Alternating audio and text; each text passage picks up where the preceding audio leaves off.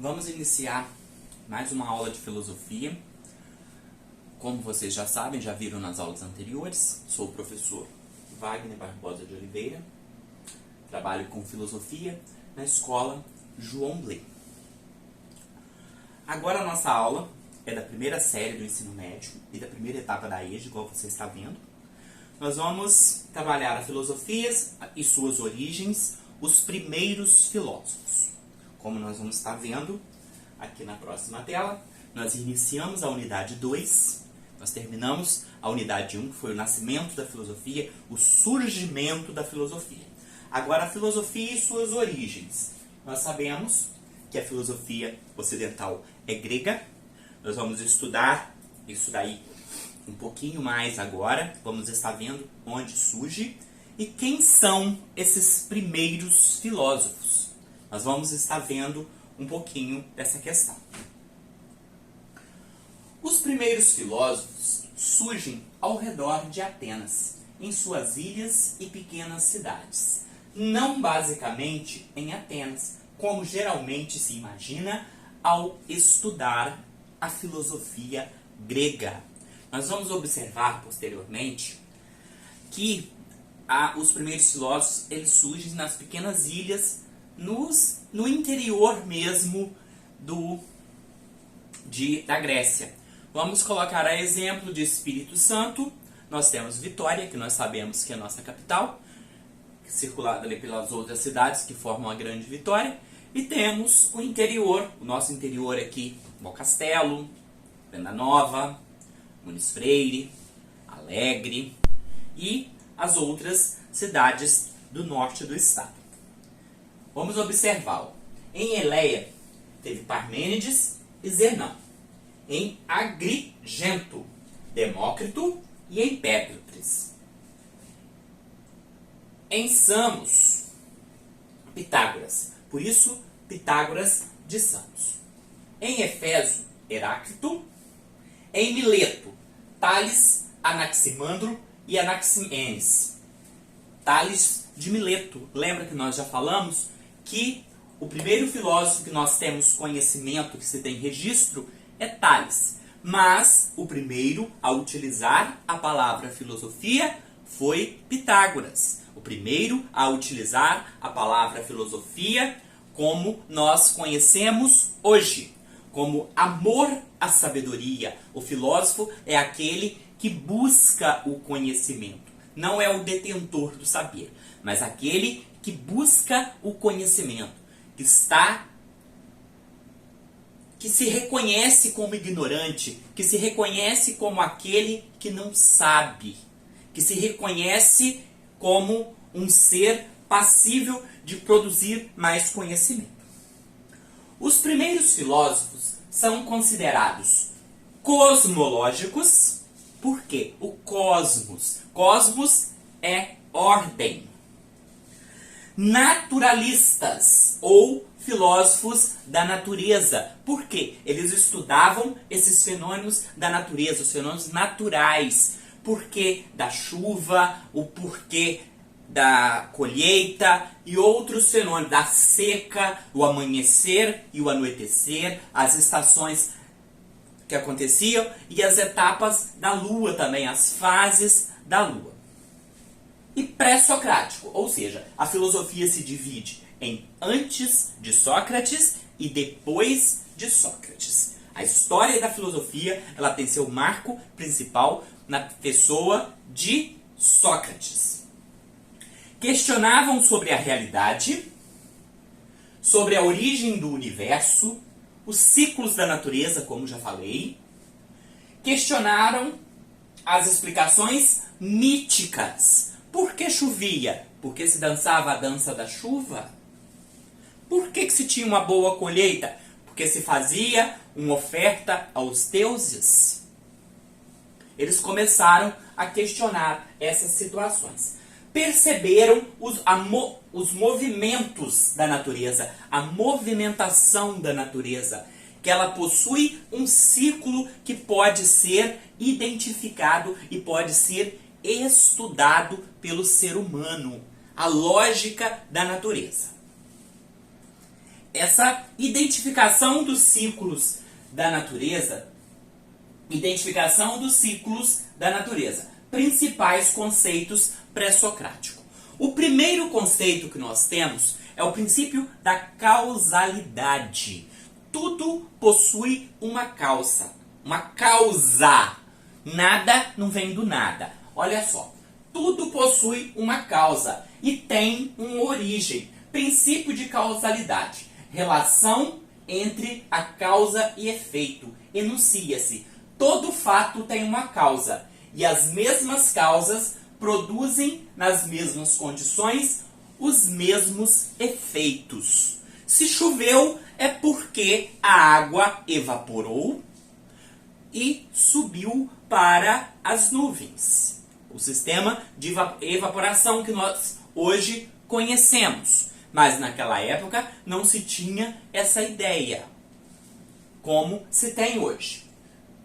No direito, se analisa da presente forma. O princípio da causalidade, aquele que deu causa à propositura da demanda ou à instauração de incidente processual, deve responder pelas despesas daí decorrente.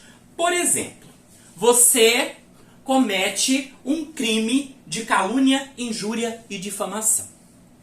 A pessoa que foi caluniada, difamada, vai entrar na justiça, bem provavelmente, contra você. O juiz, analisando toda a situação, identificando que você é culpado, você tem que pagar o advogado da pessoa, o seu e as custas processuais. Por quê? Você causou aquela situação. Agora, se a pessoa foi lá no juiz, te processou, mas você não tinha feito nada, é ele que vai pagar pelo esse princípio da causalidade aqui. É quem causa a ação, é quem provoca a ação. O segundo princípio é o da physis. Significa fazer nascer, fazer brotar, fazer crescer, produzir. Os filósofos gregos pré-socráticos pregavam que physis é o elemento primordial da natureza, eterno e em perene transformação. Essa movimentação da natureza, esse ciclo constante dos 4 elementos. Quais são? Fogo, ar, terra e água. São os elementos da natureza identificado aí nessa principal. Depois, nós temos o cosmos. A harmonia universal, o universo ordenado em leis e regularidades, organizado de maneira regular e integrada. Olha só, o universo, essa movimentação do universo, ela é ordenada, tanto que nós temos o cosmos e o caos. O que é o caos? O caos é a desordem. E no universo não é a questão do caos. Ele é ordenado. Os princípios da natureza. A questão da causalidade. Voltando aqui, physis. Causalidade, igual eu já falei. Physis. Os 4 elementos da physis. O cosmos, ordenado. Depois nós temos a arqué. O arqué é um termo fundamental na linguagem dos filósofos pré-socráticos, dado que é caracterizado pela procura da substância inicial, de onde tudo deriva, e é também a ideia mais antiga na filosofia, já que se tornou o ponto de passagem do pensamento mítico para o pensamento racional. Lembra que nós falamos da quebra entre mito e razão?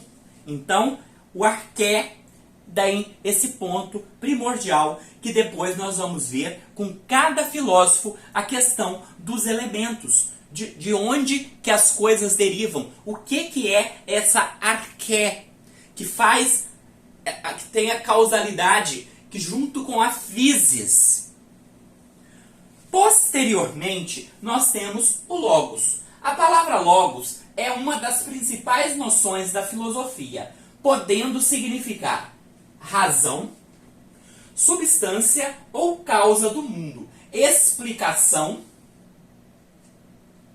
ciência, dentre outros tantos usos feitos ao longo do percurso filosófico, desde os pré-socráticos aos contemporâneos. Lembram que nós falamos dessa dialética histórica? A história, ela é um diálogo constante. Então, parte dos pré-socráticos até aos contemporâneos. Entretanto, para entender a expressiva importância que o logos assumirá na experiência intelectual da filosofia, faz-se necessário regredir para avançar. Faz necessário regredir para avançar. Só sei que nada sei. Se eu não sei, eu vou procurar a maneira de saber. O princípio da racionalidade, o ceticismo, o cético, o ascético, aquele que não acredita naquilo que é oferecido de maneira fácil e prática. Continuando, assumirá na experiência intelectual da filosofia, faz-se necessário regredir para avançar. Anterior à existência do logos, tínhamos o pensamento mitológico. Nós vamos partir do mito para chegar à realidade. Principais filósofos pré-socráticos e suas teorias. Tales de Mileto foi o primeiro filósofo reconhecido. Poderão ter existido outros antes dele, mas ninguém sabe quem foram. Ele ficou conhecido principalmente por defender duas causas. Tudo é feito de água. E os ímãs têm alma. A questão dos ímãs, a atração. Ele fala que possui alma.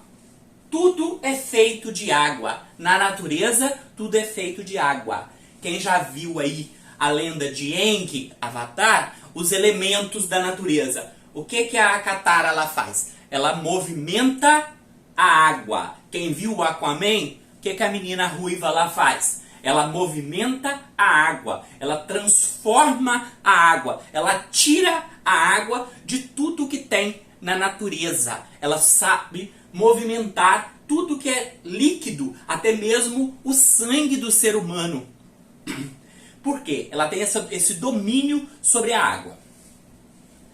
Anaximes aventurou-se corajosamente numa direção completamente nova, apesar de não menos arbitrária, ao afirmar que na realidade tudo era feito de ar. Uma perspectiva talvez mais plausível na Grécia do que, por exemplo, no barreiro. Por quê? Ele acreditava que a natureza tudo era movimentado pelo ar, deixando a questão da água. Heráclito dizia que tudo era feito de fogo.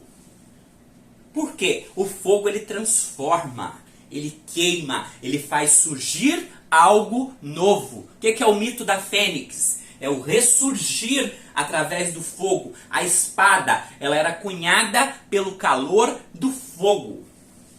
Mas ele avançou um passo mais, afirmando que tudo estava no eterno fluxo e que tudo era idêntico ao seu oposto, acrescentando que não podemos entrar duas vezes no mesmo rio e que não existe qualquer diferente entre o caminho a subir e o caminho a descer.